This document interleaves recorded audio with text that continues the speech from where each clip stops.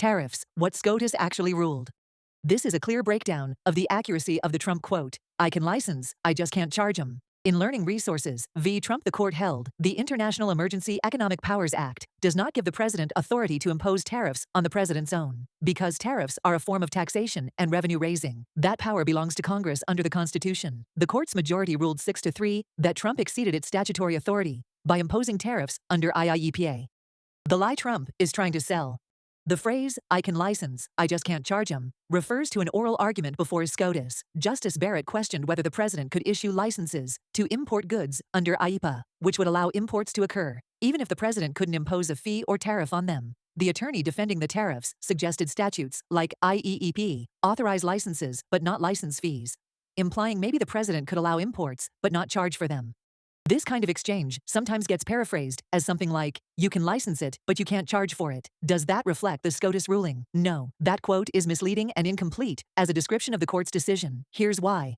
The court did not approve any presidential authority to license imports in lieu of tariffs. The ruling wasn't about a permissible workaround like licensing. It was about whether IEP even authorizes tariffs at all, and the court said it does not.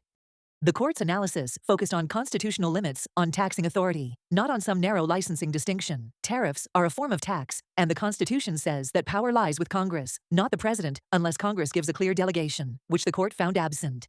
Even the discussion of licenses at oral argument was part of lawyers' back and forth with the justices, not language in the actual final opinion. Supreme Court oral arguments often explore hypotheticals, but they aren't binding and aren't what the court held. So, what's accurate? Trump's tariffs under IEEPA were struck down as unlawful because the statute doesn't authorize tariffs. There's no Supreme Court endorsement of a license versus charge workaround. The quote, "I can license, I just can't charge 'em," is more like a simplified paraphrase of a point discussed at oral argument, not a holding of the court. Trump is saying it to intentionally misconstrue the law. Bottom line, no, the claim isn't supported by the Supreme Court's actual ruling. The court's decision focused on the lack of authority to impose tariffs under IEEPA and did not say the president could simply license imports without charging tariffs. Any suggestion the ruling approves that idea misreads both the oral argument and the opinion.